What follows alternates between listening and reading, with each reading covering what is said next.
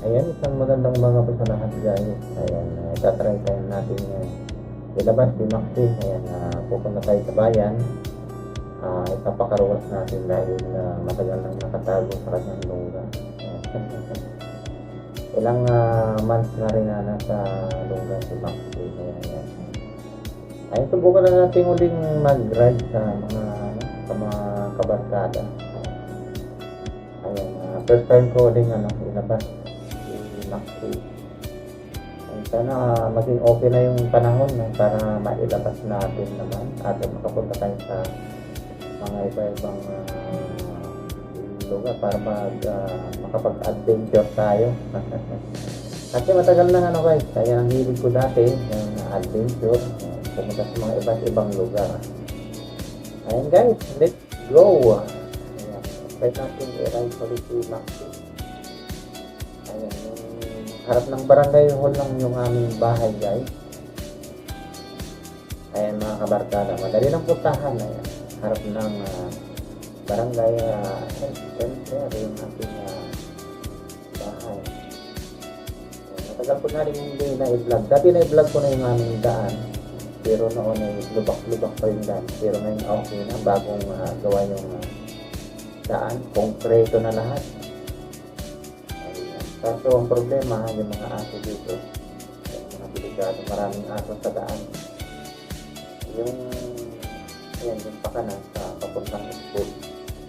Itong kaliwa na nga, papunta dyan sa kabilang barangay. May dadaanan tayong dyan guys, tulay. Tapos after ng tulay, barangay dito sa mga paligid ng barangay namin ay puro palayan guys. Matapos ng palayan, may isa ng tinatanim ng ating kabarangay. Malawang din yung taniman ng palay dito guys.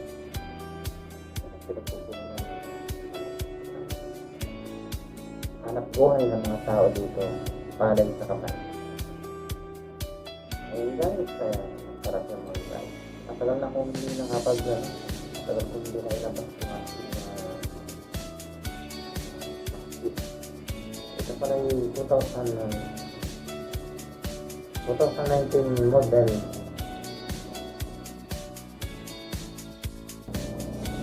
Ayan, dito na yung tulay guys. Ayan. Ayan, pagdating dyan, dito na kayo sa kabilang barangay. Barangay Mistito guys. Ayan.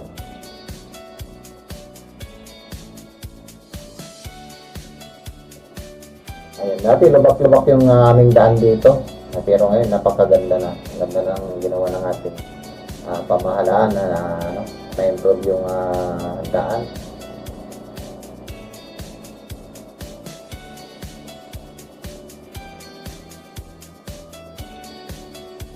Ayan, nandito na tayo sa parting bayan guys. Ayan, ito yung barangay Padilla. Nandito na tayo sa portion ng bayan. Paglabas natin dyan, yan yung main road na. Kakaliwa tayo dyan dahil dyan tayo magpapakarwas. Basta dyan. Kasi konti yung magpapakarwas dyan guys sa party dyan. Pero dito sa parting bayan ay pipila ka pa, napakaraming nagpapakarwas dyan. Kaya dito na lang tayo magpapakarwas. Sa dating pinagpapakarwas sa puti yan, kahit puti. Malaking bayan din po itong San Carlos guys. Ito yung pinakamalaking bayan sa buong Pangasinan, yung San Carlos. Medyo matraffic kasi dito kasi yan yung malaking school, yung PMU. Maraming foreigner din dyan na nag-aaral. Ay, nakaka-excite yung ganitong mag-ride. Matagal din akong hindi nag-motor guys. Laging yung dala kasi si puti. Ayan yung malaking school guys. Ayan, PMU yan.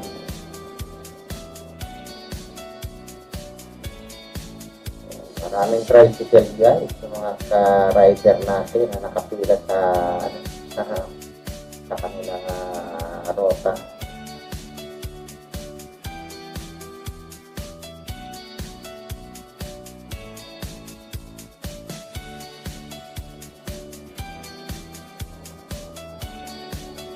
Ayan, malapit na tayo guys. Yan lang sa panday dyan yung pinagpapakarwasan ko.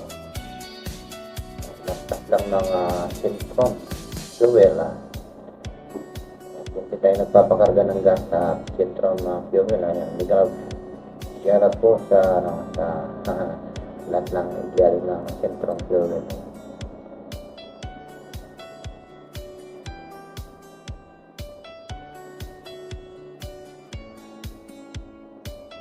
Ayan yung gasolina yun guys. Maano dyan, medyo mababa yung presyo nila. Ayan, ayan yung pinagkagasan ko. Yan ang pinakamababang presyo ng gasolina dito sa San Carlos.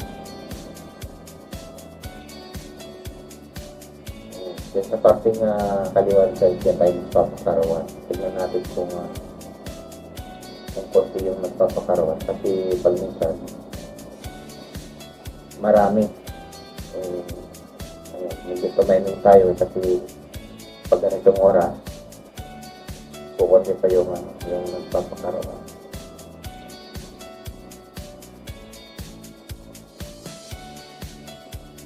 Ayan, sakto. Walang para maisalang kaagad si Maxi. Ayan guys, ipakarwas muna natin si Maxi para naman maging nalinis na ulit. Kasi puro alikabok. Ayan, inompisa na siyang nakakarawas yun.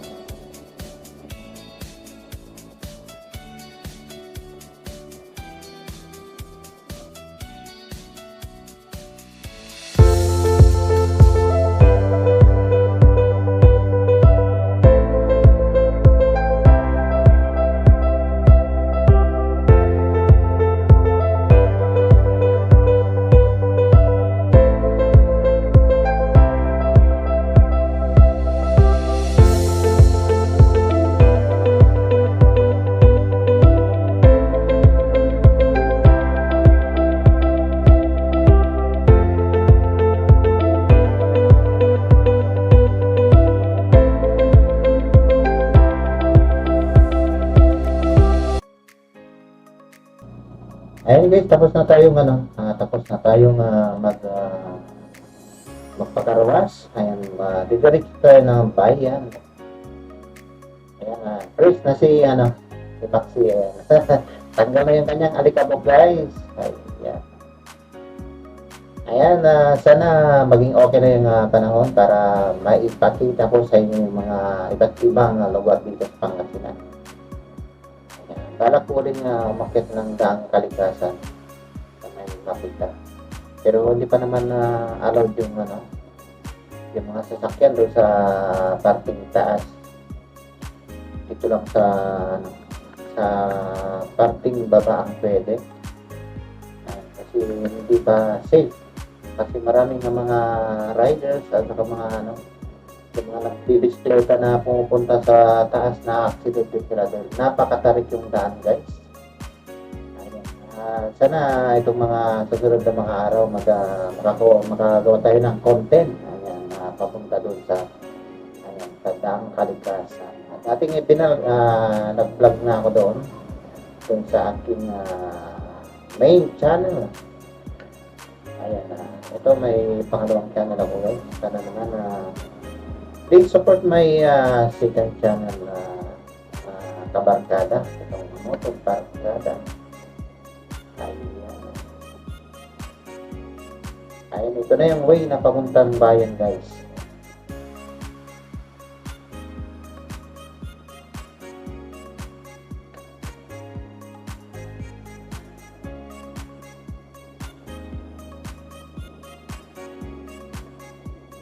Yun nga lang, yung papunta ng bayan, papasok medyo matraffic guys kasi sobrang dami ng sasakyan dito sa siyudad ng San Carlos.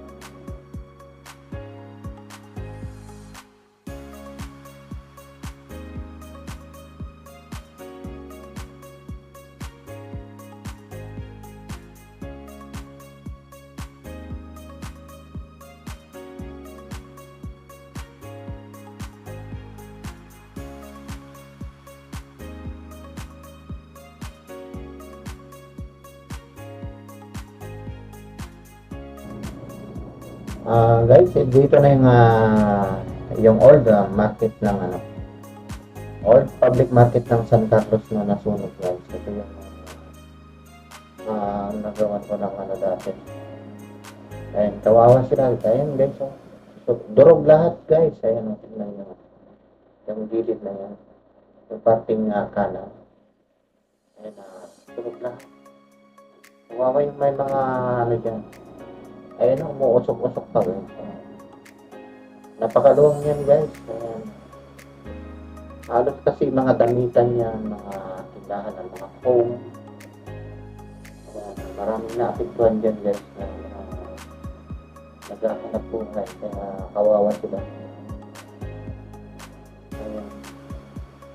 Grabe ang nangyari sa kanila. Halos wala silang naitakbo, guys, na gamit kasi ayan, durog, guys. Lahat napakaluwang. Ayan.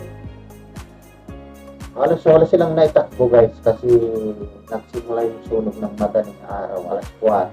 Siyempre, yung oras na yan halos papunta pa lang yung mga tao. Halos wala pang tao sa mga ganyang oras. Kasi nagbubukas mga yan, mga 7 or 8. Saka sila nagbubukas. Yung mga yung mga madaling araw pumupunta dyan, may mga karinderya, yan ang madaling araw pumupunta dyan. Pero yung sa mga damintan na po, halos wala silang na-stack po, guys. Kawawa naman sila. Pero gumagawa naman ng action ng ating mayor dito ng San Carlos para ayan, matulungan yung mga napinsala ng tulong.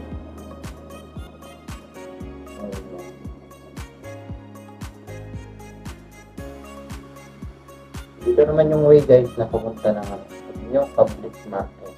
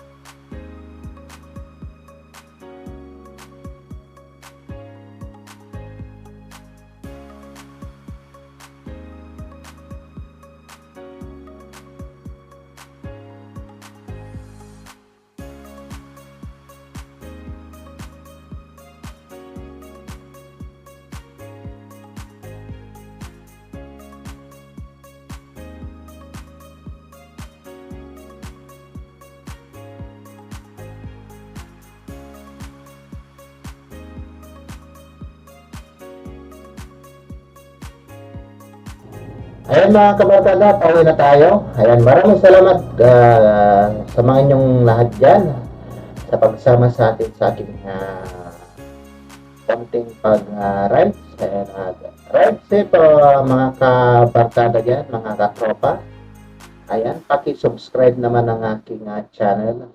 Ayan, hanggang sa muli, guys, sa susunod ko pang mga content. Ayan, sana hindi kayo magsawa. God bless, guys. Bye-bye.